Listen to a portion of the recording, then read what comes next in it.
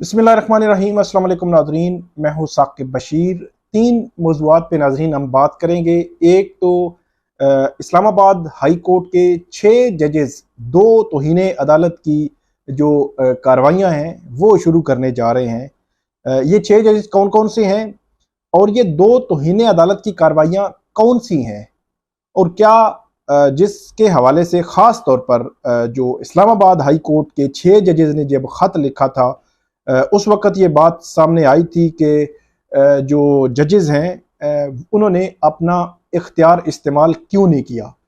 क्या ये वो इख्तियार इस्तेमाल करने जा रहे हैं और अगर वो इख्तियार इस तरह इस्तेमाल करते हैं तो उसके असरात क्या होंगे, इस पर भी हम बात करेंगे। एक तो ये खबर होगी। दूसरा, साइफर केस में आज क्या हुआ। आज जस्टिस मियां गुल हसन औरंगजेब और जो स्पेशल प्रोसिक्यूटर हैं उनके दरमियान अहम मुकालमा भी हुआ और जो बेंच है उसकी जानिब से गैर मामूली रिमार्क्स भी दिए गए। उससे मुतल्लिक आपको आगाह करेंगे और इसके अलावा हम बात करेंगे कि बुशरा बीबी की जो मुंतकिली वाला मामला था, ये एक लंबी स्टोरी है। वो मैं आपको मुख्तसरन इख्तिसार के साथ बताऊंगा कि जो सब जेल बनी गाला से अडियाला जेल शिफ्टिंग हुई है या अडियाला जेल से बनी गाला शिफ्टिंग हुई थी, सारी कहानी आपके सामने रखेंगे। आज की 3 जो है वो खबरें हैं जिस पे हमने बात करनी है। आप हमारा यूट्यूब चैनल जरूर सब्सक्राइब करें, बेल आइकन का बटन जरूर जो है वो आप प्रेस करें ताकि जब भी हम कोई वीडियो अपलोड करते हैं तो फौरन उसका लिंक आपको मिल जाया करे। शुरू करते हैं। 2 तौहीने अदालत की कार्रवाइयां हैं जो शुरू होने जा रही हैं। गुज़श्ता दिनों 25 मार्च को 6 जजेस ने सुप्रीम कोर्ट को एक खत लिखा। उस खत में अदालती उमूर में मुदाखलत के हवाले से पॉइंट जो है वो अदालत सुप्रीम जुडिशल काउंसिल के सामने रखे गए। कुछ इवेंट्स का जिक्र किया गया कि कहां कब किस ने जो मुदाखलत की, करने की कोशिश की, थ्रेट करने की कोशिश की और इसके पीछे कौन से एलिमेंट्स हैं। उसके बाद ये मामला खोला, अज खुद नोटिस हुआ, उसके बाद तजावीज़ जाना शुरू हुई। अब जो है वो मरहला काफ़ी आगे जा चुका है। इस्लामाबाद हाई कोर्ट ने भी तजावीज़ दी और उन तजावीज़ पर अब अमल भी शुरू कर दिया है। फुल कोर्ट हुई थी काफ़ी अरसे बाद इस्लामाबाद हाई कोर्ट में। तो अब जो फुल कोर्ट के बाद जो एक मैकेनिज्म तय हुआ था कि आज के बाद अगर किसी ने कोई इस किस्म की सिचुएशन बनाने की कोशिश की, मुदाखलत की या इस हवाले से, तो उसके खिलाफ कार्रवाई होगी। तो पहली कार्रवाई तो जस्टिस बाबर सत्तार जो है उनका एक खत था। एक खत उन्होंने लिखा chief justice Islamabad high court को। दूसरा खत जस्टिस मोहसिन अख्तर कियानी ने लिखा chief justice Islamabad high court को। जस्टिस बाबर सत्तार के खत में यह था कि उनके कॉन्फिडेंशियल जो इंफॉर्मेशन है उनकी और उनकी फैमिली की, वो लीक कर दी गई और उस पर एक मुहिम जो है वो चलाई गई सोशल मीडिया पर भी कहीं ना कहीं हमें नजर आई। लेकिन मेन जो मुद्दा है वो सोशल मीडिया है। दूसरा मामला है वो है जस्टिस मोहसिन अख्तर कियानी का, जिन्होंने खत लिखा कि उनके खिलाफ वकास मलक एडवोकेट, उन्होंने जो एक कंप्लेंट या रेफरेंस दायर किया, वो उनका राइट है, वो दायर करें। उसके बाद सुप्रीम जुडिशल काउंसिल का देखना है बनता है या नहीं बनता। लेकिन उनका ये कहना है कि इस तनाजुर में उन्होंने एक पूरी मुहिम की सूरत में उन्होंने कुछ बयानात दिए मीडिया पर और सोशल मीडिया पर जो वो नहीं दे सकते थे। तो इस तनाजुर में दूसरी कंटेम्प्ट जो है वो शुरू हुई है। जो इस्लामाबाद हाई कोर्ट की तारीख में पहली दफ़ा 2 लार्जर बेंच बन गए हैं। एक लार्जर बेंच जो है वो chief justice Amir Farooq, justice Mian Gul Hassan Aurangzeb और जस्टिस अरबाब मोहम्मद ताहिर, एक लार्जर बेंच ये होगा। दूसरा लार्जर बेंच होगा जिसकी सरबराही जस्टिस मोहसिन अख्तर कियानी जो सीनियर प्यूनी जज हैं वो करेंगे।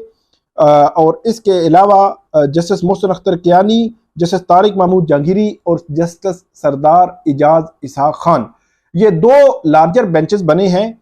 चीफ जस्टिस आमिर फारूक की सरबराही में जो बेंच है वो जस्टिस बाबर सत्तार की जो तौहीने अदालत का मामला है उस कार्रवाई को आगे बढ़ाएगा।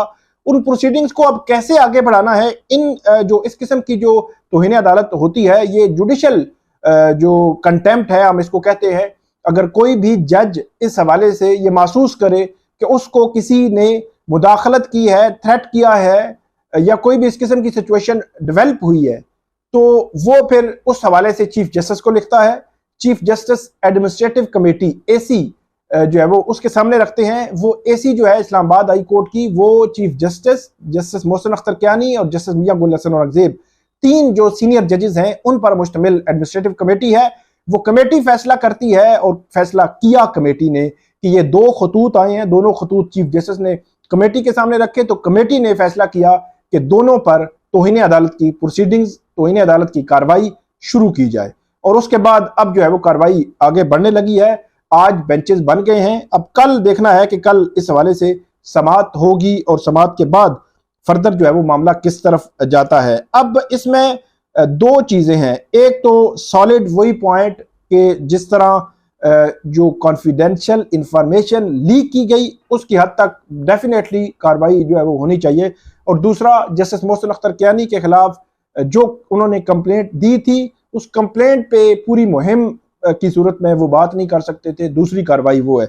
लेकिन अगर इसका दायरा कार बहुत ज्यादा इस्लामाबाद हाई कोर्ट बढ़ाती है तो इसको उनको काफी जो है वो एक सेंसिटिविटी इस हवाले से इन्वॉल्व है कि अगर वो इसका दायरा कार बढ़ाते हैं और वो उस समंदर में उतरते हैं, जो समंदर जो है वो एक सोशल मीडिया का समंदर है, एक फ्लड गेट है जो फिर खुल जाएगा, फिर उसको तो बंद ही नहीं किया जा सकता। आप 1000 लोगों को नोटिस तो नहीं कर सकेंगे। तो ये एक बारीक लाइन। और दूसरा, जो इदारे मुख्तलिफ जो तहकीकाती इदारे हैं वो पहले ही इस किस्म की मामलात पे काफी जो तनकीदी आवाजें हैं उनको बंद कराना चाहते हैं या कराने की कोशिश कर रहे हैं, तो वो फिर इस किस्म की जो प्रोसीडिंग्स हैं उनका सहारा लेकर वो जो है वो इस जो पीका के लॉज हैं उनको मिसयूज भी कर सकते हैं।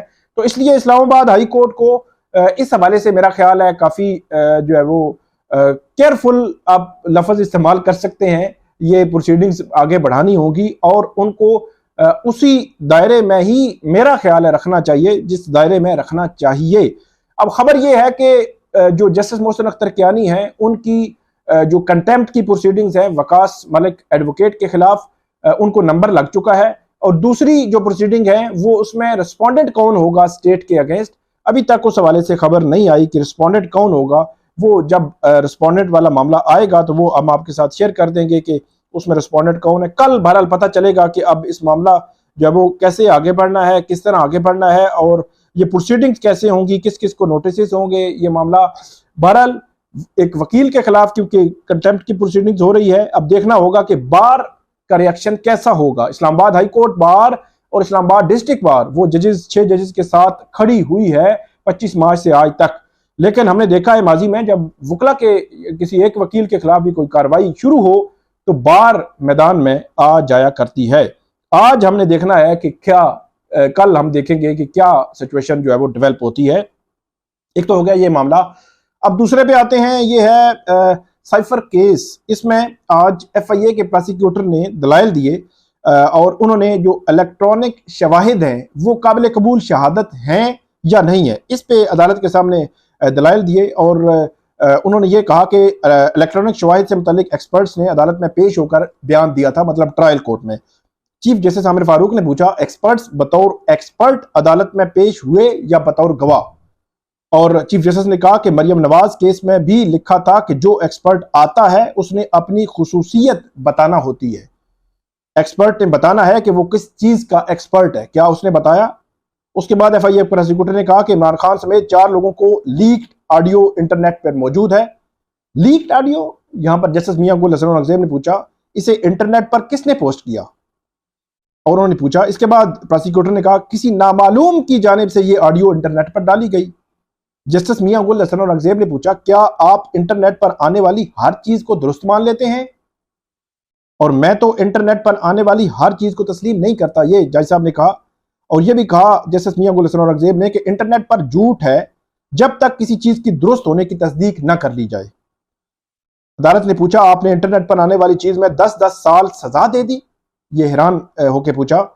और प्रोसिक्यूटर ने कहा कि अतर नामी शख्स का वेरीफाइड ट्विटर अकाउंट है जिस पर ऑडियो अपलोड हुई।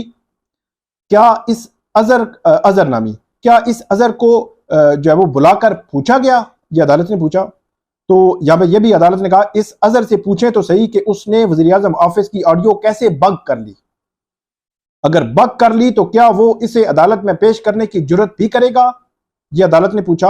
और यह भी कहा ये अजहर तो बहुत काम का आदमी है, ये तो बहुत असासा है, और भी हो सकता है। अजहर ने वजीर आजम के घर से वजीर खारजा के साथ गुफ्तगू बक करके इंटरनेट पर लगा दी। आप कहते हैं अजहर को छोड़ दें, लेकिन जो उसने कहा वो बिल्कुल दुरुस्त है। बड़ा हैरान हुए, बेंच बड़ा हैरान हुआ कि एक लीक्ड ऑडियो को आप सबूत बना रहे हैं। और उन्होंने ये भी कहा कि आप इंटरनेट वाली ऑडियो को दुरुस्त मानकर 10-10 साल सजा जो है वो आपने दे देते हैं। प्रोसिक्यूटर ने कहा यह वाहिद शहादत नहीं, इसके अलावा भी और भी शहादतें हैं। और उन्होंने कहा कि पीटीवी के कैमरामैन ने बयान जो है वो 27 मार्च के जलसे की रिकॉर्डिंग की। अदालत ने पूछा ये आपका स्टार गवाह है? एफआईए के प्रोसिक्यूटर ने कहा इस कैमरामैन ने इमरान खान की तकरीर रिकॉर्ड की और पीटीवी के कैमरामैन ने बाद अज़ां एफआईए की रिकॉर्डिंग सीडी जो है वो फराहम की और सीडी में तकरीर उसका ट्रांसक्रिप्ट मौजूद है। पीटीवी कैमरामैन ने बताया कि मैंने वज़ीर आज़म की तकरीर रिकॉर्ड की। कैमरामैन ने बयान दिया कि मैंने देखा कि इमरान खान ने कागज लहराया और कैमरामैन ने अदालत ने पूछा कि कैमरामैन ये कैसे कह सकता है कि वो तो बता सकता है कि ये रिकॉर्डिंग उसने की। और अदालत ने पूछा एफआईए आजम खान की बजाय कैमरामैन के बयान पर इंसार कर रही है, क्या प्रोसिक्यूटर की टांगें कांप रही हैं कि आजम खान का बयान तस्लीम नहीं किया जाएगा और आजम खान का बयान जाया होने का सोचकर कैमरामैन के बयान पर इंसार कर रहे हैं। बड़ी हैरानगी से आज जो है वो प्रोसिक्यूटर के स्टेटमेंट्स पे अदालत ने हैरानगी का इजहार किया उनके आर्गूमेंट्स पे। और उन्होंने फिर प्रोसिक्यूटर ने कहा दफ्तर खारजा के तर्जुमान की साइफर से मुतालिक ब्रीफिंग का ट्रांसक्रिप्ट भी मौजूद है। हमारी अगली गवाह दफ्तर खारजा के डायरेक्टर इकरा अशरफ है। अदालत ने कहा इकरा अशरफ ने अपने बयान में लिखा है ये मेरा बयान हतमी नहीं है और लड़की ने ईमानदारी दिखाई कि एफआईए ने मुझसे जल्दबाजी में बयान लिया है। क्या इकरा अशरफ के गैर हतमी बयान पर इन्हिसार आप कर सकते हैं? प्रोसिक्यूटर ने कहा गैर हतमी का मतलब ये नहीं जल्दी में बयान दे दिया, बल्कि यह है कि मजीद कोई चीज शामिल की जा सकती है। और अदालत ने कहा मैं तो एक गैर हतमी बयान पर इन्हिसार नहीं कर सकता, आप कर सकते हैं। प्रोसिक्यूटर ने कहा मेरा सिर्फ इस शहादत पर इन्हिसार नहीं और भी चाहते हैं। तो उसके बाद मियां गुल हसन और अगजेब जो है उन्होंने कहा कि एहसन इकबाल ने कहा शिमाली कोरिया या क्यूबा से मुतल्लिक बयान दिया है। एहसन इकबाल ने जब ये कहा कि क्यूबा और शिमाली कोरिया नहीं बनना चाहते बल्कि अमेरिका के दादी बनना चाहते हैं, तो एहसन इकबाल के बयान पर क्यूबा के सफीर ने कहा आप हमारा ये हाल कर रहे हैं। तो इस पर जो साइफर की समाअत है कल तक मुलतवी हो गई है। कल इस पे जो प्रोसिक्यूटर है उन्होंने कहा है कि कल मैं अपने जो बयान अपने मुकम्मल कर लूंगा, अपने दलाइल। अब उन्होंने कहा कोशिश करूंगा मुकम्मल हो जाए, मुझे नहीं लगता कि मुकम्मल हो सके, मंडे की तारीख पड़ेगी। बहरहाल अगर मुकम्मल हो जाते हैं तो फैसला महफूज हो जाएगा और फर्दर फिर देखेंगे कि साइफर का फेट क्या होता है। काफी कमजोर दलाइल थे आज जो उनके जो इस किस्म की जो शहादतें हैं ऑडियो वीडियो रिकॉर्डिंग्स उस पे जो उनके दलाइल थे उन पे अदालत मुतमिन नजर नहीं आई।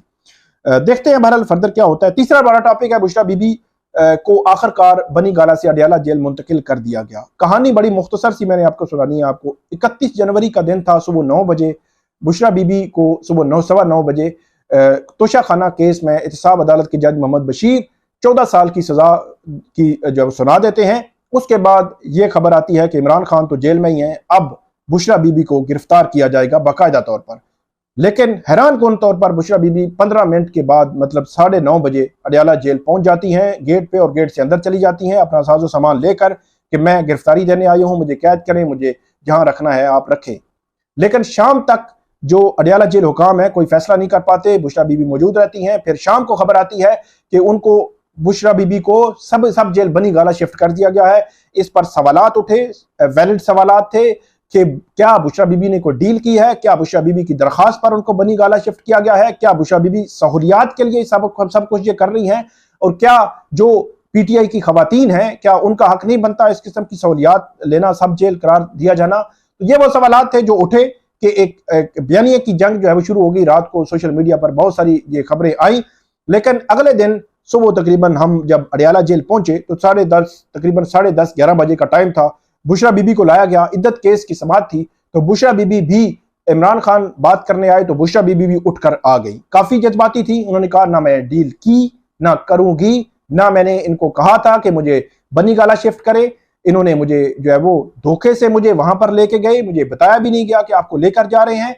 और उसके बाद उन्होंने कहा कि मैं आज भी कहती हूं कि मुझे आप जो है वो अडियाला जेल में ही रखें, मैं इमरान खान की कमजोरी नहीं बनूंगी। ये बुशरा बीबी ने कहा। तो उन जो जो बयानिया था उसको काफी बहरहाल जो है वो टूट गया कि जो एक कहा जा रहा था कि एक डील कर ली गई है, लेकिन इस मामला यहीं पे नहीं रुका। बुशरा बीबी ने एक कानूनी जंग का आगाज किया इस्लामाबाद हाई कोर्ट में, जो फरवरी के पहले हफ्ते से लेकर मई के पहले हफ्ते तक जारी रही। 3 माह 7 दिन बाद आज इस्लामाबाद हाई कोर्ट ने बुशरा बीबी की वो दरखास्त मान ली और यह कहा कि इनको अडियाला जेल शिफ्ट कर दिया जाए।